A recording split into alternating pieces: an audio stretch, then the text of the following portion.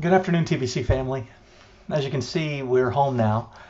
And though we wrestled really hard with the decision, we ultimately decided it was best for us to cut our mission trip short by nearly a week and to follow the State Department's instructions to return immediately to the States. And so we arrived here in Raleigh late on Sunday afternoon.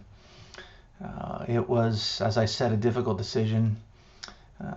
By God's grace, though, we were able to get tickets directly from Guam rather than going back through international airports.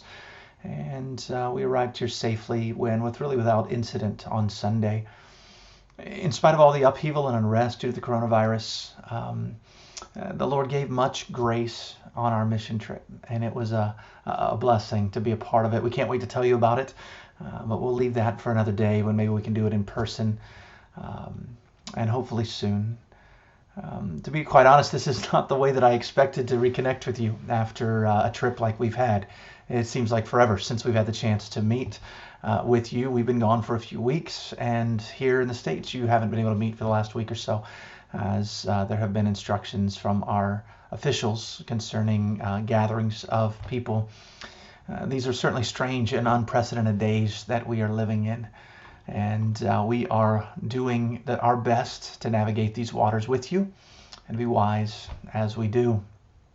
Life as we know it seems to be changing by the hour. And we are trying our best to stay on top of these things and to keep you informed of how we as a church should be proceeding. Sadly, people are panicking. We're watching governments react. It's hard to predict what may change next. And so in the middle of all of this uncertainty and upheaval, I just want to ask for a minute, how are you doing? How's your soul? There seems to be a progression of emotions that people have gone through over the last couple of weeks in particular. I think at the beginning, probably, many were confused. What exactly is happening here? Pastor Dave and I were discussing this afternoon. So many confused about what was exactly going on, what was expected of them. There may still be some confusion in your mind and heart as well. But it seems that confusion gave way for many to panic and fear. And they were overwhelmed by the things that were happening. In fact, I still seem to read a little bit of that in some of the communication I'm receiving from people. A little bit of panic still seems to be overwhelming some. Not quite sure what's going to happen. What about the next few weeks? How about groceries? Toilet paper is hard to find. And so this fear and uncertainty may be dominating your soul. For others, maybe you've moved from confusion to fear to frustration. And now you're just frustrated about maybe how our government has or has not handled this, maybe what's going on right now. Maybe you're just feeling the frustration of being locked at home, as it were, as there's now, at least in Durham and Wake counties, a stay-at-home order. And unless you are out for some emergency or some important reason like groceries or gas or medical attention, you really need to stay at home right now. Our officials have told us. Let me just offer you, if I could, a word of encouragement. Last week I sent out an email directing our attention to Psalm 121. And I can say that truthfully, I've been living in this psalm for the last few weeks as it has proven timely for us in this season. I want to just take a moment and read the psalm to you once again. Hopefully you read it as I sent it to you last week or maybe even the week before that. But Psalm 121 says this: I lift up my eyes to the hills. From where does my help come?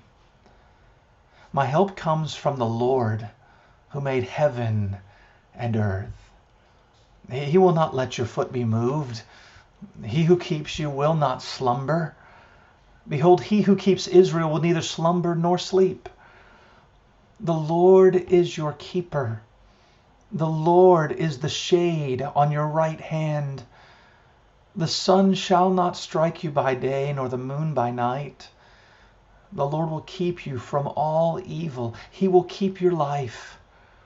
The Lord will keep your going out and your coming in from this time forth and forevermore.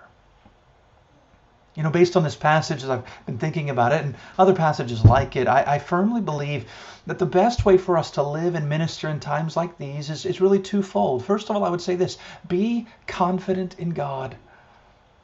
There's a lot of things to be uncertain about right now. There are reasons for some legitimate concern, even some fear of the unknown. But this should not be life-dominating fear. No, we should be marked as Christians, as people of God, as people who are confident in God. For the Lord is our helper. He who made heaven and earth is not surprised by what's happening around us. And so I'd encourage you to remember this. Be confident in your God. But secondly, and I've told the men who help lead TBC that we want to be marked by compassion, toward people. Confidence in God and compassion toward people. There are many even among us in the church, who I'm sure are greatly concerned right now. We don't want to be careless or calloused toward them and their needs. We want to be compassionate toward them. We want to be compassionate toward the lost and the community around us. There are many right now who need encouragement in times of fear. They need help. And so I want us to be marked in these two ways: confident in God, but compassionate toward people. And with those things in mind, then we really want to consider how we as a church plan to proceed. How are we going to consider making our decisions over the next few weeks? Well, let me say this first of all, that the leadership team and I are keeping in close contact with one another, and we continue to monitor the news and the orders that are being issued by local, state, and federal officials. We're making our plans for TBC on a week-by-week basis. There are those who are saying for the next 4 weeks or the next 6 weeks, here's what we want to do. And honestly, things are changing so rapidly that we're just trying to take it on a week-by-week basis. We're also going to do our best to communicate with you along the way. We want to provide encouragement. We want to provide direction. We plan to roll out some more of these videos to help you to navigate things as a church with us. And so we want you to be as connected as possible. We have a number of folks who are ready to help those among us in need. I've had several of our men in particular who have said, please let us know when there are needs. We're ready to come at a moment's notice to be a help to those who need help. And so we want to be ready to be a help to you as well. So if you have needs, we want to help. Please let us know what your needs are. As I said, we want to stay connected. So please keep in touch with us. Stay connected to your shepherding groups. Reach out to the pastors and the deacons. Do what you can to be a blessing and encouragement to your brethren. Don't isolate during this time. I know there needs to be some distancing, and that makes sense for health reasons. But don't isolate. Don't withdraw. Don't cloister. Don't remove yourself from contact with your brethren. There are ways, by phone and by email and online. There are ways that we can connect with one another, and we want to do our best to stay connected as a church in the midst of a season where there seems to be a lot of distance and even disconnecting from people. We want to be ministering to those around us in the community. I think this is important for us to remember, friends. Fearful hearts are often tender hearts. Fearful hearts are often tender hearts. And I want for us to be looking for ways to minister to the people around us, to speak truth into their life in a time of uncertainty, to point them to Christ. We've said that this is our mission, right? Look to Christ, learn the Word, live on mission. So we want you living on mission in this time. The truth of the matter is that you and I may have opportunities for ministry and with the gospel during this season that are unlike any that we've ever had before. And we don't want to miss those opportunities.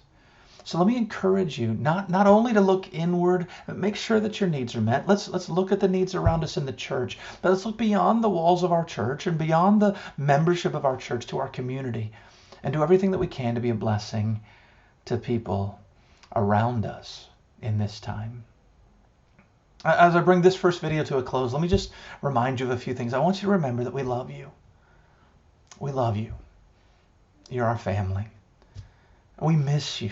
We want to be together. And the longer we're apart, I pray, the greater our desire to be together will grow, that we will have a longing to be together, to glorify God together as we're able. So know that we love you, know that we miss you, know that we're praying for you. You're not on your own. You have a family, and we are your family. We love you. We're praying for you.